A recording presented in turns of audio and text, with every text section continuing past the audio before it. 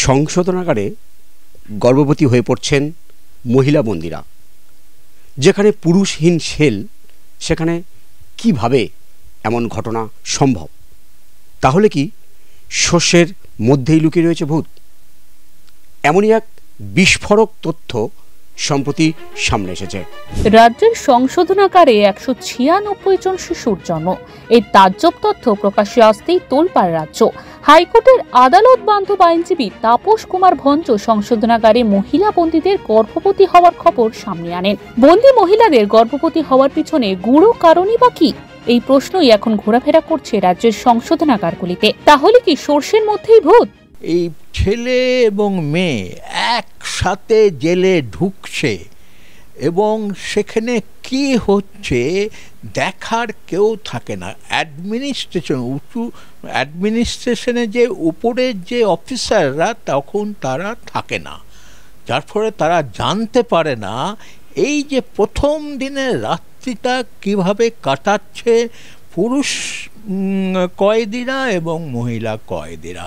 কর্মীদের এবং যারা ক্রিমিনাল অফিসার তাদেরকে প্রচুর তারা টাকা দেয় তাদের চাহিদা পূরণের জন্যে। তারা মদ, গাঁজা, চরস সব পেয়ে যায় এবং মহিলা দরকার হলে সে মহিলাটাও তাদেরকে সাপ্লাই করা হয়। এদের যখন প্রথমে ঢোকে তখন যে সার্চ করা হয়, প্রথমে যখন তাদের সার্চ করা হয়, যদি মহিলা কর্মচারীরাই হয়তো সার্চ করছে, কিন্তু পুরুষ কর্মচারীদের সামনে সার্চ করছে। এটা পারবে না, এই সমস্ত অত্যাচার রুখতে পুরুষ সুপারিনটেনডেন্ট পারবে না, একমাত্র মহিলা সুপারিনটেনডেন্ট পারতে পারে।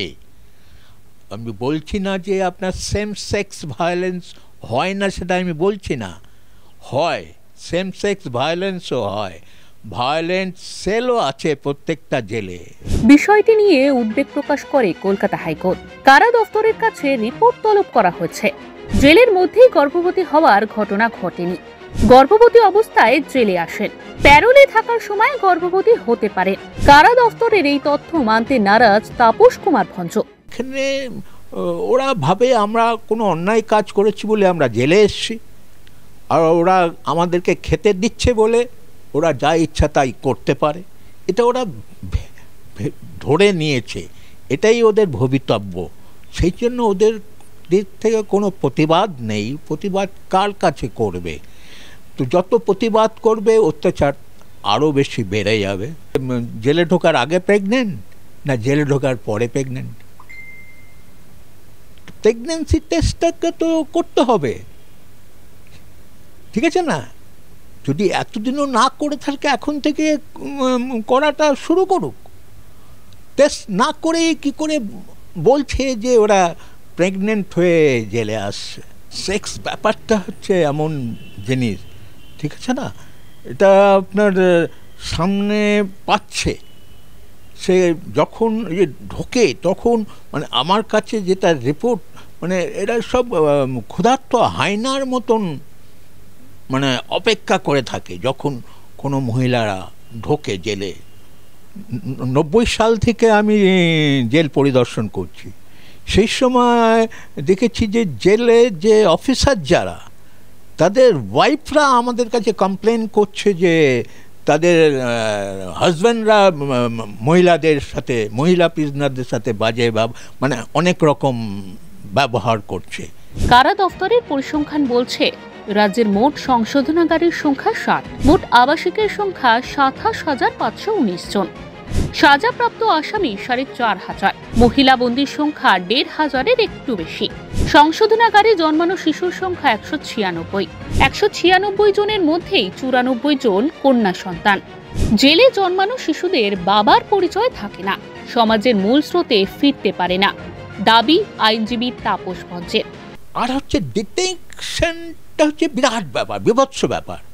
তার মানে প্রত্যেকটা স্টাফের আপনার ডিএনএ টেস্ট, এই যে বাচ্চাগুলো কার, এর জন্যে ডিটেকশন করতে গেলে ডিএনএ টেস্ট করতেই হবে কার বাচ্চা।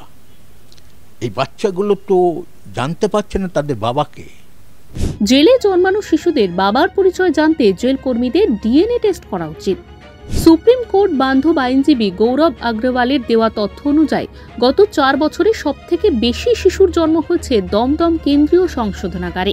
পরিসংখ্যান বলছে দমদম কেন্দ্রীয় সংশোধনাগারে 20 জন শিশুর জন্ম, জলপাইগুড়ি কেন্দ্রীয় সংশোধনাগারে 6 জন শিশুর জন্ম, আলিপুর ও কৃষ্ণনগর সংশোধনাগারে 5 জন শিশুর জন্ম, মেদিনীপুর সংশোধনাগারে 4 জন শিশুর জন্ম, বহরমপুর ও বর্ধমান কেন্দ্রীয় জেলে 3 জন শিশুর জন্ম, বাঁকুড়া, রায়গঞ্জ, কোচবিহার ও বালুরঘাট সংশোধনাগারে 2 জন শিশুর জন্ম, হুগলি, ঝাড়গ্রাম, সিউড়ি ও শিলিগুড়ি সংশোধনাগারে 1 জন শিশুর জন্ম।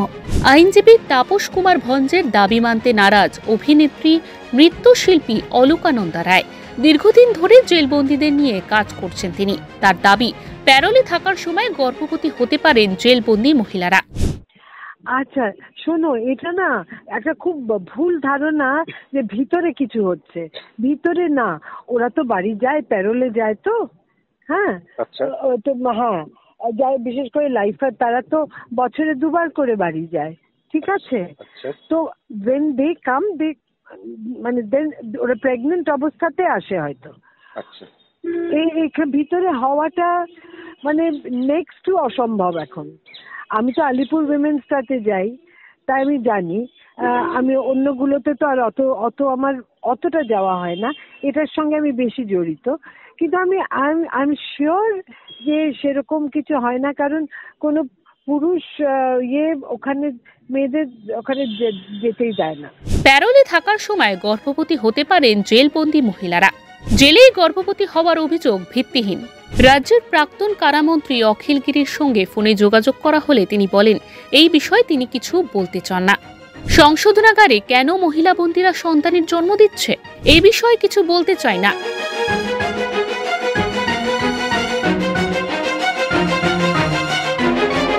তাহলে কি শস্যের মধ্যে ভূত বেরিয়ে পড়বে? ক্যামেরায় রবি দত্তের সঙ্গে বিশ্বজিৎ হালদার, ওঙ্কার বাংলা।